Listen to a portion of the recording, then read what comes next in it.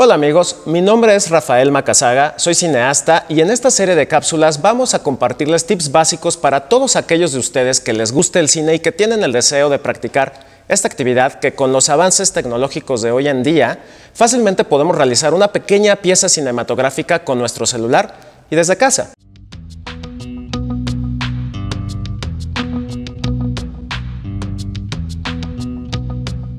En esta ocasión vamos a hablar un poco sobre las historias que se cuentan en las películas. ¿Alguna vez te has fijado cómo se parecen todas las narrativas que vemos en la pantalla?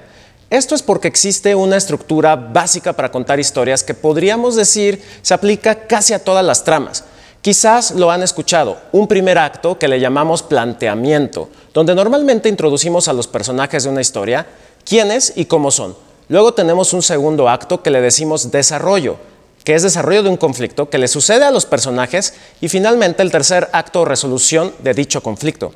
Sin embargo, vamos a explorar un poco más allá de esta estructura. En cine muchas veces cuando nos preguntan de qué se trató una película, tenemos que fijarnos en esa parte de en medio para poder contestar. El segundo acto lo podemos definir como la película dentro de la película.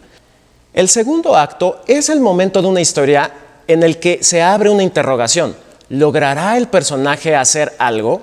¿Logrará el protagonista hacer tal cosa? Casi todas las historias se rigen por este enunciado. Un personaje tiene que cumplir un objetivo. Pensemos, por ejemplo, en una película que seguramente todos conocemos, Up, de Pixar. En Up tenemos el planteamiento de nuestro protagonista en el primer acto. Tenemos al señor Fredricksen, quien quedó huérfano de su esposa, que era su familia. Aprovecho aquí comentarles que este también es un punto en común. Normalmente casi todos los protagonistas de una historia comienzan huérfanos, ya sea literalmente o metafóricamente, pero algo les falta. Gracias a esa necesidad es que como espectadores sentimos empatía por el protagonista. Entonces bien, hasta ahí ya entendimos quién es el personaje y nos cuentan que tenía una meta con su difunta esposa de viajar a ese risco soñado en una gran aventura. Es entonces hasta el momento en el que el señor Fredricksen se ve forzado a mover su casa que decide hacerla volar con globos y llevarla literalmente hasta el risco que soñó con su esposa. Es hasta ese momento que entendemos de qué va la película. Comenzó el segundo acto y ya entendimos la respuesta a la pregunta ¿de qué trata la película Up? Y podemos responder, trata sobre el señor Fredricksen que tiene que poner su casa que elevó con globos en el risco donde soñó que iría con su difunta esposa. Normalmente los segundos actos terminan en el momento literal en el que esta pregunta se responde. ¿Logrará poner la casa en el risco? Para quienes vimos la película recordamos que sí, la respuesta es sí. La casa es puesta literalmente en ese punto. Pero viene después el tercer acto, donde el protagonista se da cuenta que lo que quería no es lo que necesitaba. Repito, con los conceptos adecuados. Le llamamos objetivo externo del personaje a la meta cuantificable que quiere.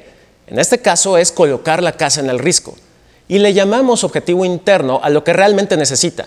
Recordemos que el señor Fredricksen quedó sin familia, pero a lo largo de la película conoce a otros personajes que se convierten en su nueva familia. Entonces el tercer acto se resuelve de manera que el protagonista ahora consigue lo que necesita y literalmente destruye su casa para ir a rescatar a su nueva familia. Si se fijan en que los personajes de las historias siempre tienen un objetivo externo y uno interno, podríamos destilar la siguiente, llamémosle generalización. Si un personaje consigue lo que necesita a costa de lo que quiere, estamos sumergidos en un relato heroico, optimista, positivo. Pero si un personaje consigue lo que quiere a costa de lo que necesita, estamos en una historia trágica y que explora la sombra humana. Vamos, de manera todavía más simple, tenemos un final feliz o un final triste. Esperamos que todos ustedes, al entender esta estructura básica, logren aventurarse a escribir e imaginar qué tipo de historias les gustaría contar. Recuerden, no importa si su historia es muy corta o larga, todas las historias se basan en esta estructura.